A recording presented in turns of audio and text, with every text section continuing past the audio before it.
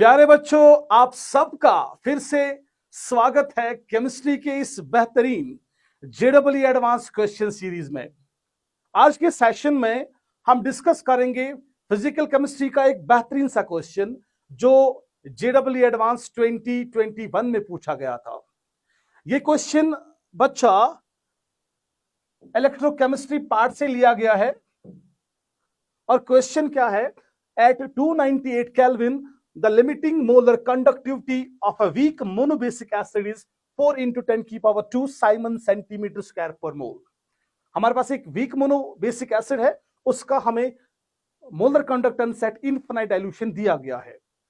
At 298 Kelvin for an aqueous solution of the acid, the degree of dissociation is A। इस acid का degree of dissociation भी दिया गया है, that's represented by A। उसके बाद हम क्या करते हैं, the degree of dissociation is A and the molar conductivity is Y into 10 raised power 2 Simon centimeter square per mole।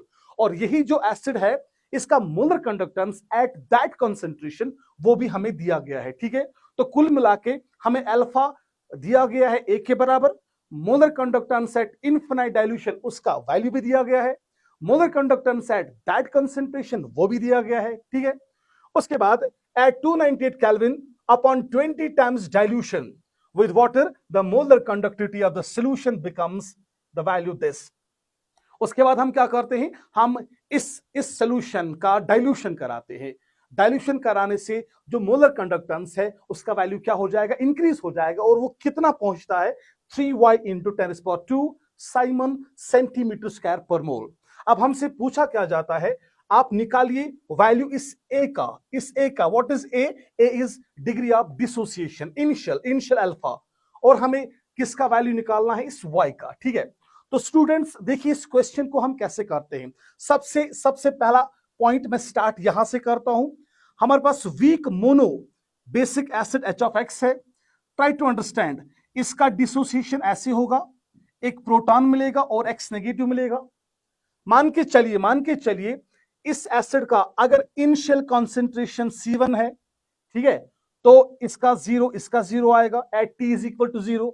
अगर मैं मान के चलूंगा इसका degree of dissociation that's A, और A को मान के मैं चलूंगा इट्स इक्वल टू अल्फा 1, तो इस एसिड का कितना टूटेगा, दैट इज C1 अल्फा, फिर बचेगा कितना, that is C1 minus C1 alpha 1। ठीक है, इसका बनेगा C1 अल्फा 1, इसका भी बनेगा C1 अल्फा 1।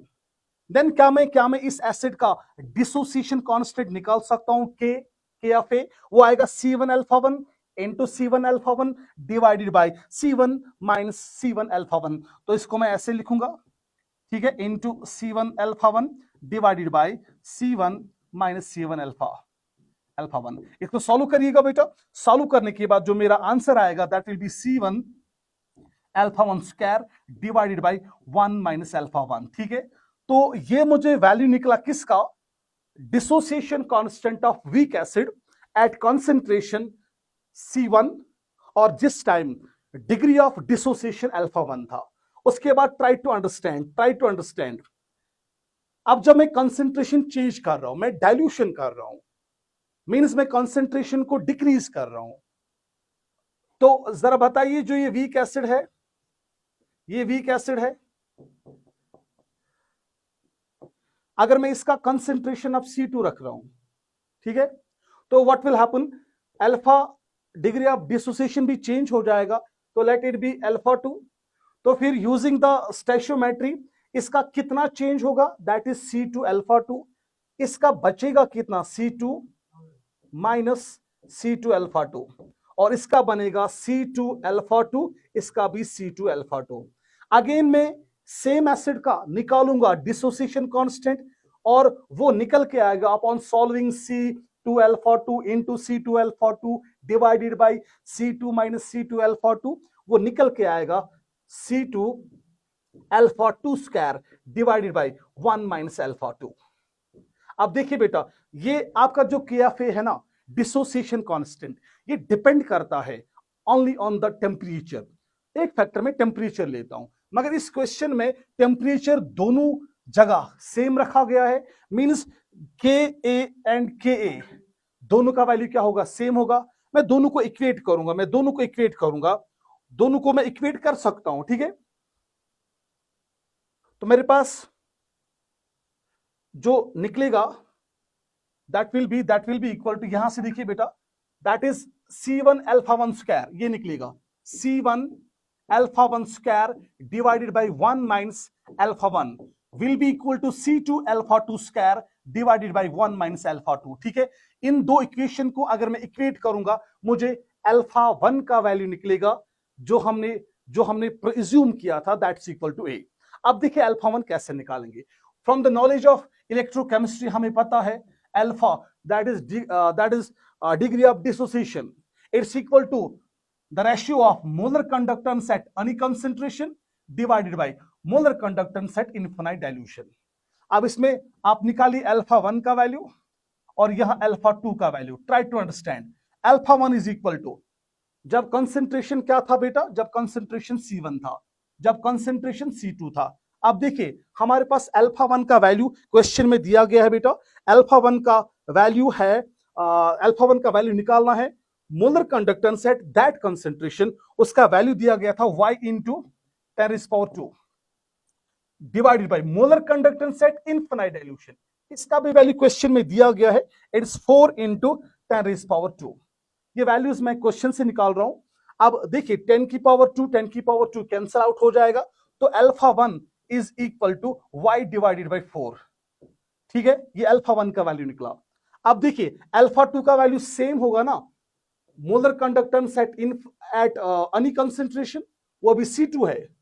वो लैम्डा m का वैल्यू क्वेश्चन में दिया गया था, that was equal to 3y into 10⁻² divided by molar conductance at infinite dilution, वो उसका वैल्यू सेम रहेगा 4 into 10⁻²। This and this will go, तो अल्फा 2 का वैल्यू निकल के आएगा 3y/4, ठीक है। अब देखिए मैं अल्फा 1 बाय अल्फा 2 का रेशियो निकालूंगा, अल्फा 1 बाय अल्फा 2 का रेशियो वो निकल के आएगा, alpha 1 is y/4 divided by 3y/4, ठीक है। तो आप इसका रेसिप्रोकल करिएगा, वो मुझे जो आंसर निकलेगा that's equal to y cancel out हो जाएगा, 4 कैंसिल आउट हो जाएगा, तो आपका alpha 1 by alpha 2 it will be equal to 1/3, ये 1/3 के बराबर आएगा। या मैं यू कहूंगा alpha 2 is equal to thrice alpha 1, ये रिलेशन मुझे निकला, alpha 2 is equal to thrice alpha 1, ठीक है। सेकंड चीज, जब हम C1 था इनिशियल कॉन्सेंट्रेशन, उसके बाद हम डाइल्यूशन करते हैं, हम 20 टाइम्स डाइल्यूट करेंगे।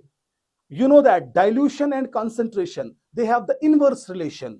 अगर मैं 20 टाइम्स डाइल्यूट कर रहा हूं, मीन्स कंसेंट्रेशन रिड्यूस हो जाएगा टू 1/20, मीन्स जो आपका C2 है, दैट इज जब आप 20 टाइम्स डाइल्यूट कर रहे हो तो वो आएगा बेटा C1/20, बिकॉज मैं 20 टाइम्स क्या कर रहा हूं, मैं 20 टाइम्स सॉल्यूशन को बेटा डाइल्यूट कर रहा हूं, ठीक है।